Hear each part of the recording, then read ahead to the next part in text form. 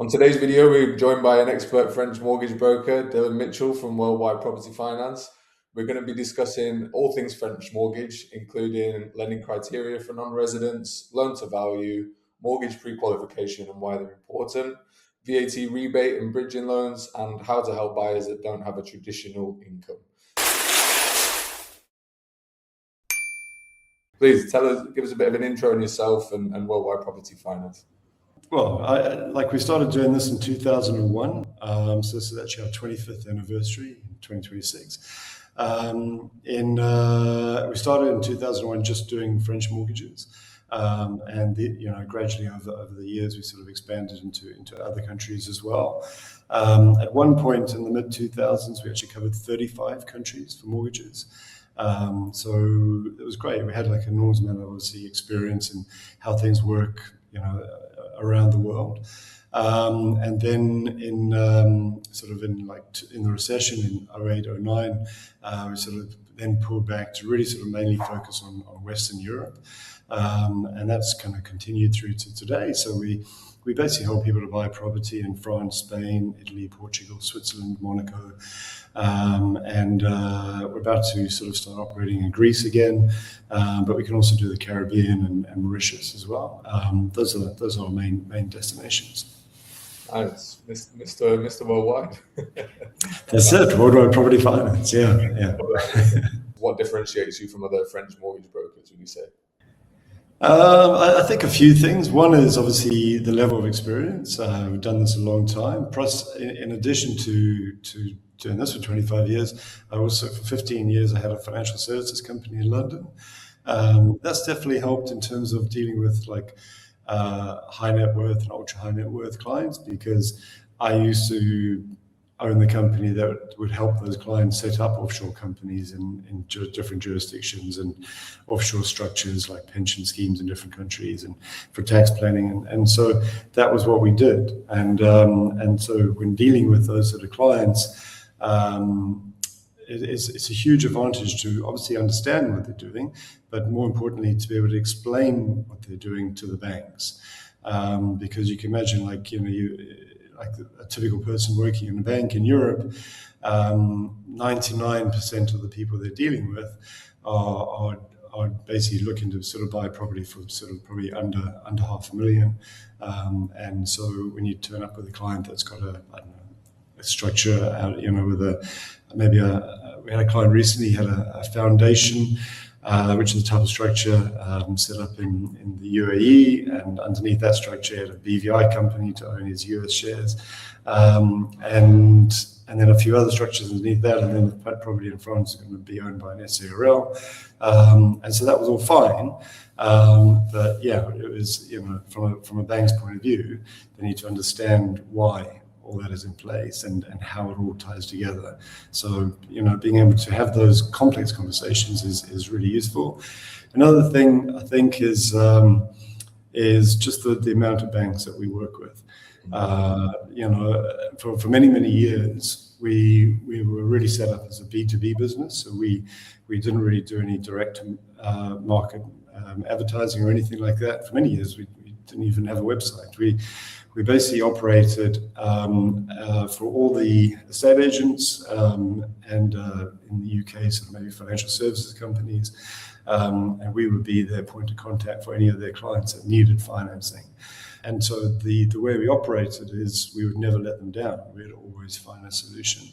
And so, in the early days, we maybe only had like a small number of banks, and then inevitably you run up against a wall where none of those banks can help, and then you've got to find another bank, and then another bank, and another bank, and then so just through that perseverance, these days we have an enormous amount of banks that we have relationships with. So if you take France, for example, we work with the French high street banks, and then the French private banks, and then the banks that can do real estate finance in Monaco, Switzerland, Luxembourg. And so put all that together, it's more than 50 banks that can do just French mortgages. And then in addition to that, obviously we have other banks in Spain and other banks in Portugal and other banks in Switzerland and so on and so on and so on. So yeah, we have just really through those relationships, I think we're pretty good at, first of all, finding solutions if it is a complex situation, but then also just being able to sort of source more terms, and invariably better terms because of that. And the way it works in Europe, which is actually kind of like quite important, I think, for people to understand, is in the UK, where I think maybe a lot of people watching this are based. A mortgage is a mortgage. It doesn't matter if you go to Barclays or Halifax. The mortgage is the same. All you're really asking is what's the cheapest 5-year fixed. Whereas in Europe, every bank's products are different. So the products are different. The way they calculate how much you can borrow is different. The lending criteria is always different from one bank to the next, and the rates are different. And so the way we operate is first of all, we understand your circumstances, and then we come back to you with a range of options from across the market. So you can then understand, these are all different ways of doing what I want to do, and this is how much each one is going to cost. And so the cheapest rate might not be the cheapest product. And so when you can see everything side by side, then you can kind of understand, okay, this is going to be the right product for me, and then we know where to go. So that's the way we work. Yeah, it makes complete sense. And that aligns nicely with our sort of buyers as well, because we have, obviously we have buyers that have a traditional employee, PAYE kind of salary and structure, but we also deal with buyers that have own companies and, like you said, have trusts, have offshore structures as well. So yeah, the fact that you be quite flexible and understand those niche structures is really helpful for anyone on this call. So that's really great. General criteria for non-residents to get a French mortgage? Yeah, I would say there's no real general criteria. Because we work with so many banks, we can structure things in so many ways. It's more a case, I think, is if you're going to work with a French bank, then their criteria is you would say the way they calculate affordability is 30% of your income, your gross income, so your income before you deduct tax, can be used to pay debt repayments. So that could be mortgages in the UK or mortgages elsewhere, also things like car loans and things like that as well. And the new mortgage you're taking out has to fit into that. So generally it's 30%. Some banks can go to 33%, some banks are 35% as a debt to income ratio, but normally it's 30% as a rule. And again, so every bank will calculate, in terms of what is income, every bank has a different way of calculating that income. So depending on a client's individual circumstances, maybe some clients have a relatively, say people maybe who work for banks in the city in London, they might find that their salary is a relatively small part of their overall remuneration, and they earn a lot in maybe commissions or bonuses and things like that. And then so some banks in France might take 100% of their last 3 years' bonuses. Some banks might take 20% of their last 3 years' bonuses.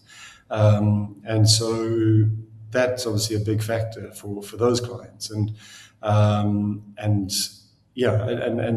for example, we recently had a client, he had an investment property in Mexico, which is like a very expensive property, and the rental income was about 100,000 euros that he was getting from this property in Mexico.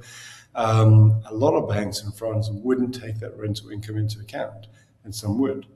So that finding a bank that would take that rental income into account was important. And so there's lots of ways. Yeah, so it's really a case of understanding the nuances of each bank.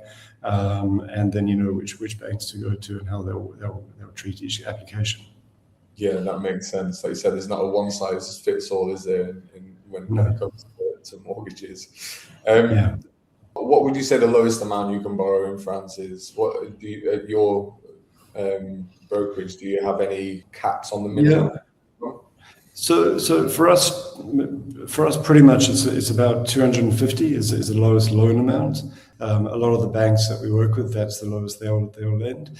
It's not the lowest that you can get, but you probably find, if you're buying a property and you want to borrow 100,000, then you might have to just go to the banks directly yourselves. Generally for that, I would say just have a look where the property is, which banks have branches in that area, and just walk around and go bank to bank, and that's the easiest way to do it. But yeah, generally sort of for us, about $250,000 is the lowest amount, and then so you factor in your deposit on that, you're looking at, say 300,000 as a minimum purchase price. Okay, understood. And I know we discussed loans to value slightly a bit earlier, but how much deposit amount for our non-resident clients? Again, might not be a straightforward answer, but a rough estimate. Yeah. I mean, so there's different ways of structuring loans, mortgages. So there's what we would call a dry loan, where you basically you put down your deposit and you borrow the rest. So in that situation, probably the minimum is 15% deposit. So you put down a 15% deposit, and you get an 85% mortgage. So that's definitely possible. If you can put down a 20% deposit, we have more banks that can do that. If you can put down a 30% deposit, we have a lot more banks that can do that. Most of the French banks would do a 70% loan to value, so 70% mortgage, 30% deposit. But then there's also the private banks. So then they'll be structured differently. So they'll generally want you to invest money with the banks as well. And so this is, again, with the French private banks. We just got terms this week for a client. It was a 90% mortgage, so 10% deposit. But then he had to invest 30% of the mortgage amount with the bank as well. If you have clients who maybe have an investment portfolio, they could just simply transfer that investment portfolio over to the bank, and they're essentially getting better use out of that portfolio because they're not selling anything, they're not changing anything. But it means that they now only have to put down a 10% deposit. And then there's with the international private banks, generally those are the banks that would do 100% mortgages. So generally, you're looking people buying property for at least 1.5 million and upwards. The higher the number, the more banks we have. If you have a client that's maybe buying a property for like 10 million, then we probably have like 15 or 16 banks that will give us terms. If you're buying for, say, 1.5 million, there's a lot less banks, but still a good number of banks. And then those terms will generally be 100% interest only. So let's say you buy a property for 2 million, the bank will give you 2 million mortgage, so 100%. That'll be interest only. And then instead of putting down a deposit, you put your deposit money would go as an investment with the bank instead. And the money where you invest it is entirely up to you. Obviously, the bank will help you make those sort of decisions, but you can just keep it in cash. You can put it into fixed interest securities, so like British government gilts, US bonds, pretty much anything you want. Obviously, you can also go to the stock exchange. So you can invest the money as you like, and you have control over where it's invested whenever. In a way, your money's working a bit harder for you because your mortgage payments are actually less because you're now only paying interest only, which can be advantageous from a tax point of view in France. And instead of your money being tied up in the property with a deposit, it's invested, and over time, ideally it'll be growing as well. Generally, pretty much, you can see there's a range of different ways of doing everything, basically. Yeah, lots of different ways, and it's great that you have all those options as well, depending on the different options with the budgets and the, like I said, income structure, investments, etc. You go down the traditional or private banking route. That's really, really good for our buyers that you've got all these options. How long does it take? Again, might not be a one-size-fits-all question, but do you have an average time scale on getting a mortgage for clients? It really depends on the banks. These days, it seems like banks are a bit slower the last couple of years.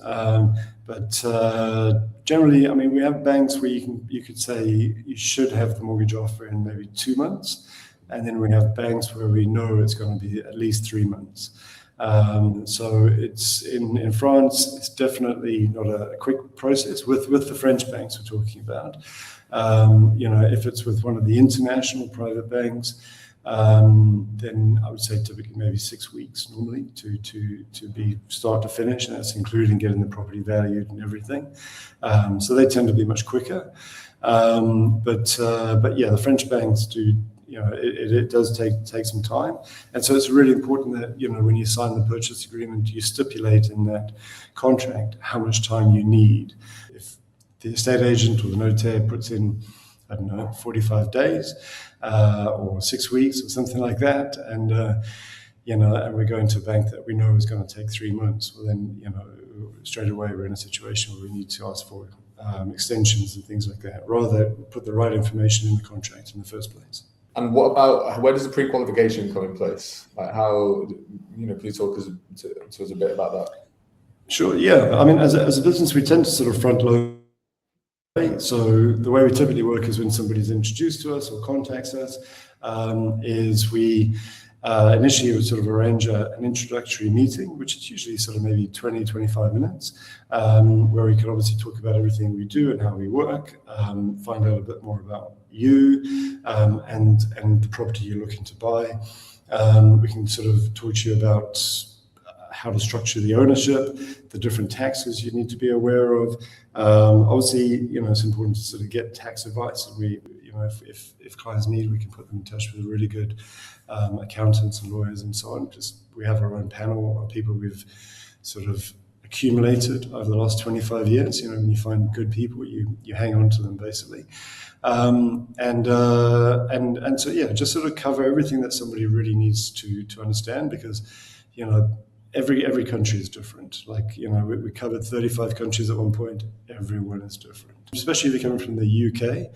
You kind of you're used to buying and selling property in a particular way, and France is very different. So it's easy to kind of make mistakes, and some of those mistakes can cost you money as well. So really important to sort of understand how our process works, and I ideally sort of build a team around you, so you have like a really good notaire, a really good accountant, really good mortgage brokers, obviously, insurance brokers and letting agents if you want to rent it, and have that team around you to make sure that you don't fall into those pitfalls.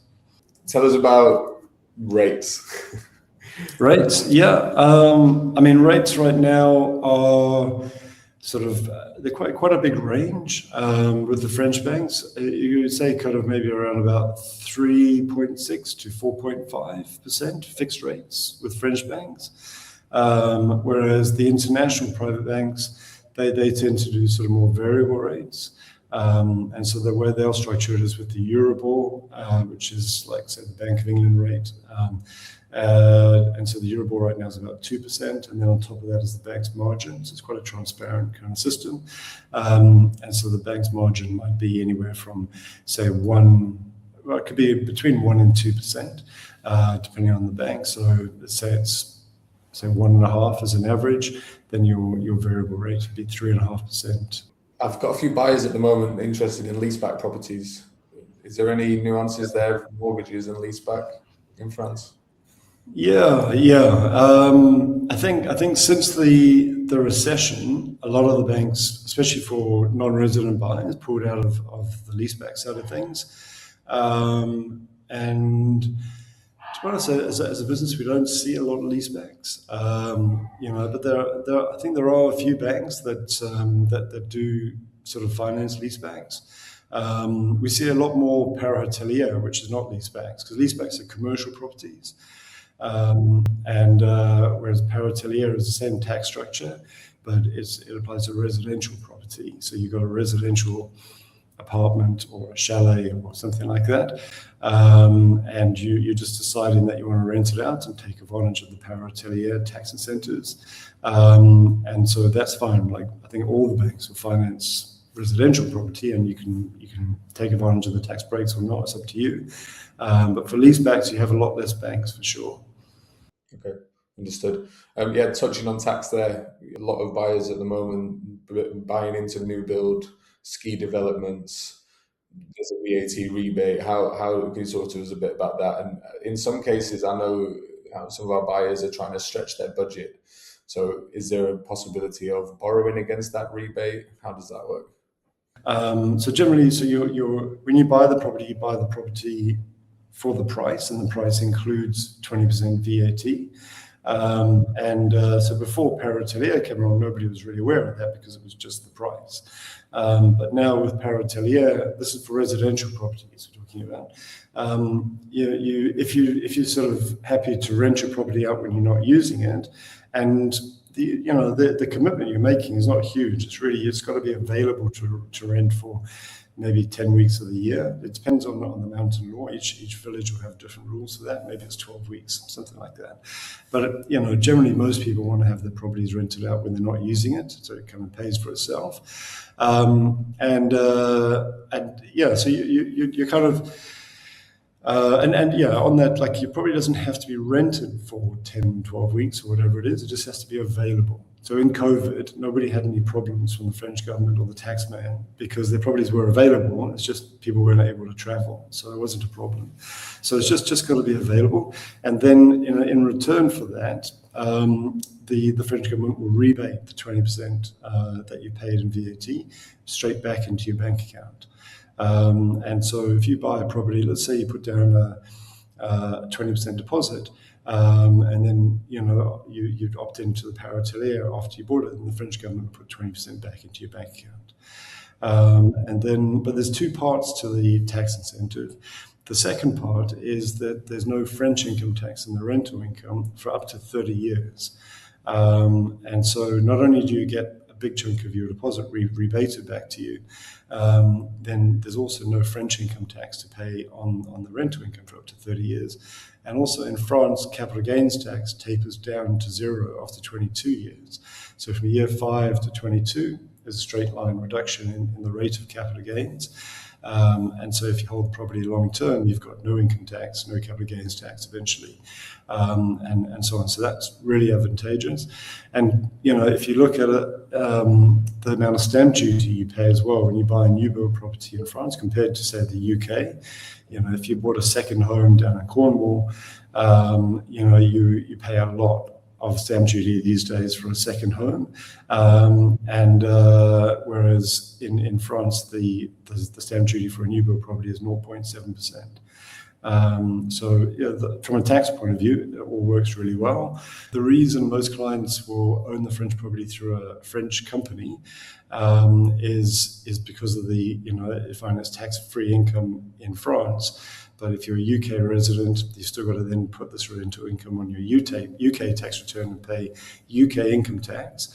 But if you own the property through a French company and you run that company, correctly, then you're not the one that receives that income. The company in France is, unless you draw a dividend out of the French company, then with the help of decent accountants, then there's nothing to declare on your UK return.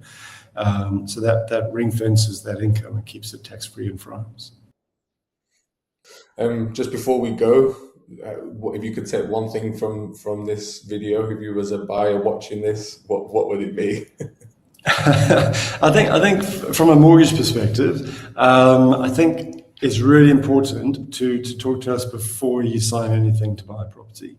And the earlier the better, because what typically happens is you find the property that you really want to buy and it's like, great, and then it's urgent. It's always urgent then, because invariably the agent's going to say, oh, there's like 10 people that want to buy this quick. You've got to sign something quick.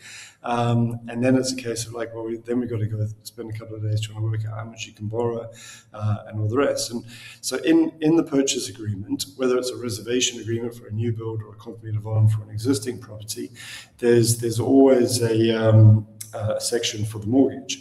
And you can just tick a box to say, I'm buying with a mortgage, but that gives you zero protection.